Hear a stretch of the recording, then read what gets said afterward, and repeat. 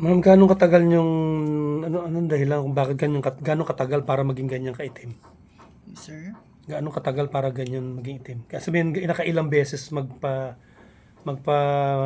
microblade or shading para maging ganyan kadilim? Depende po yan sa pigment na ginamit. Ah, Kaya nagkaganon siya. miski isang beses lang, Mm-mm. gaganyan na agad? Ako nga isang beses lang yun. Isang beses lang po to? Magdi 3 years na yan. Ibig sabihin dark pigment ginamit. Tsaka madiin siguro talaga.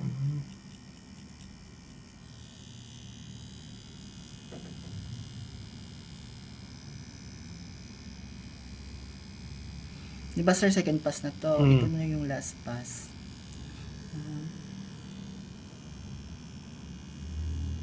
Eh paano sir, pag yung naka third class na tapos may itim pa rin? Doon ka po magfo-focus. So pwede pa mag fourth pass? Hindi po. Sa third pass doon ka mag-focus? Mm-mm. Kaya kung nag-shade po na po tayo. Para makita nyo po kung saan po yung may dark spot na Nakita mo sir, nakapasok na yung pigment, para nag-brown na siya. Ganun po.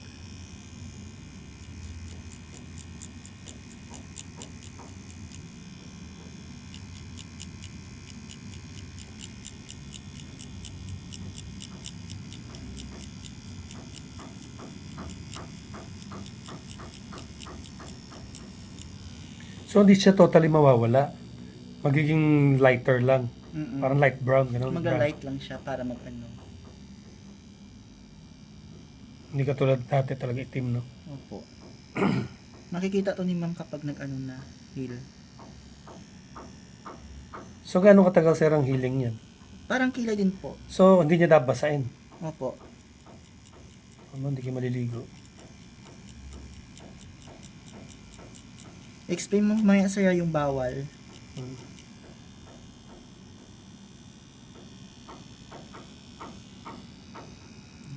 Okay na po. Yung pa sir sa dulo, yung ano. Yan o.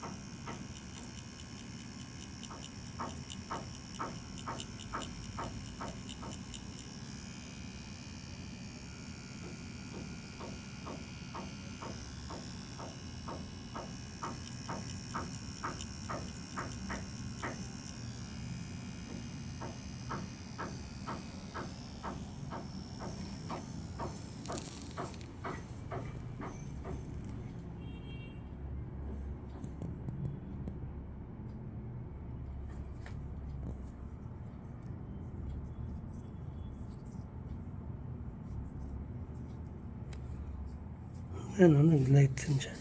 Mas darker yan. No? Para tayo sir. Pumasok siya.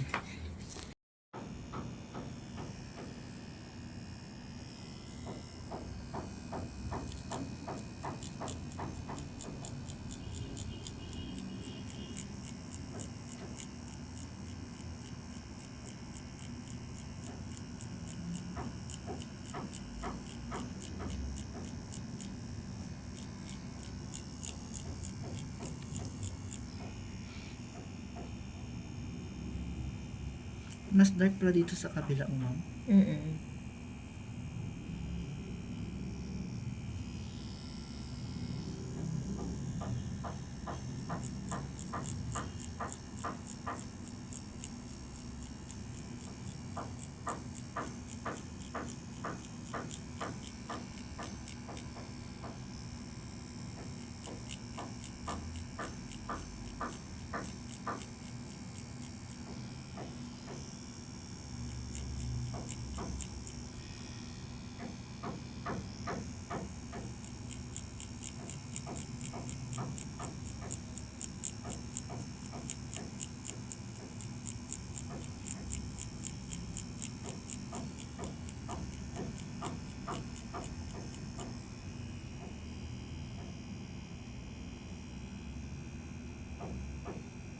Yan sir, tapos na tayo ng second pass.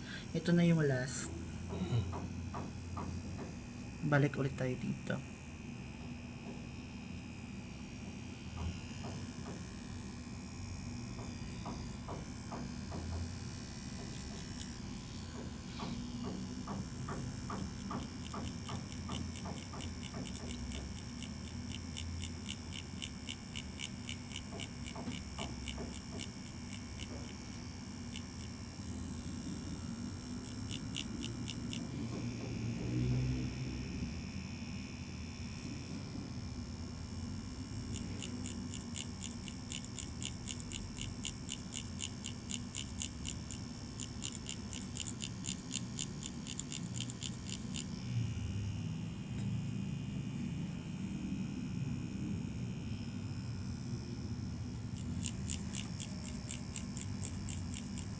Depende po yan sir sa ano sir, sa skin type ng client.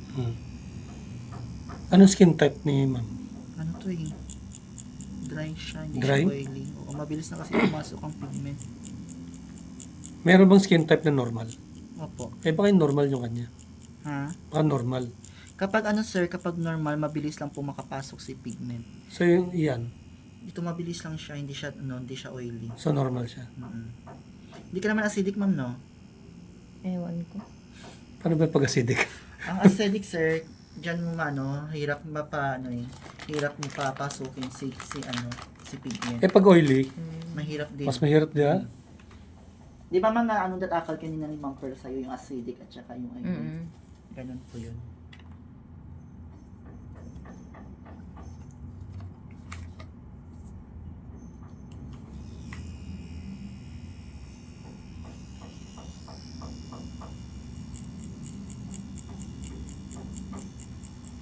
Pero pwede rin bang gamitin dyan ng ano sir? Yung yellow. Ano mas maganda? Yellow, orange? Orange ako sir.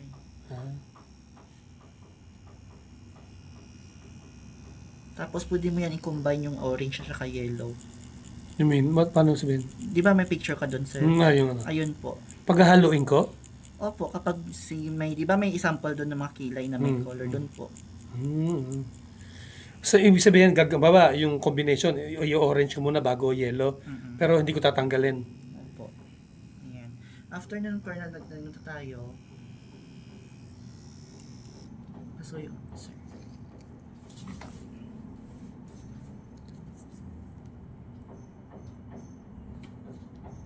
Gaganyanin? Babad lang natin tapos i-ganin Gano'ng siya. katagal sir? Saglit lang po yun kasi i-anin na natin siya sir. I-foam. Foam, yung blue, ano? Yung,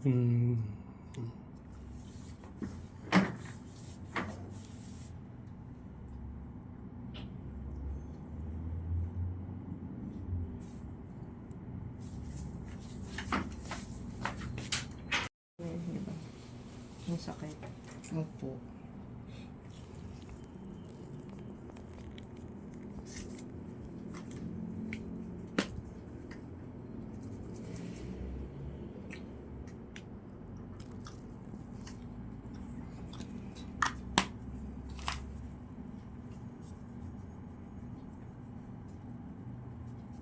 hindi pwede patuloy sa mata yan, no?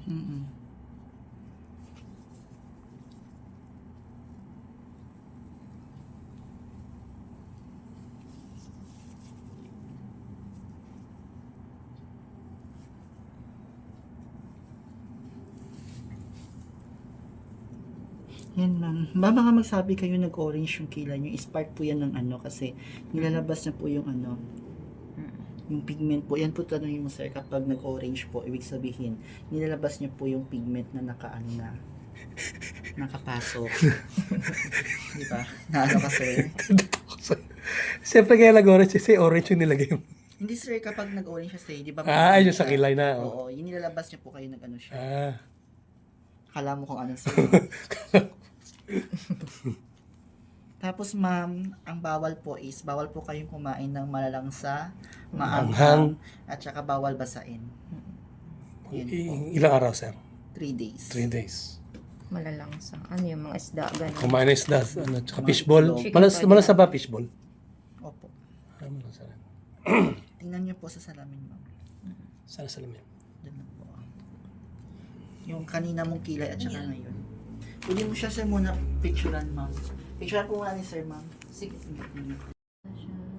Mga ano pa yun ma'am, mag-ano pa siya. Magda-lighten pa yan? Magla-lighten pa po, di ba? Magpapachi-pachi pa siya. Hindi na siya magda-dark. Thank you lang din. Yan siya.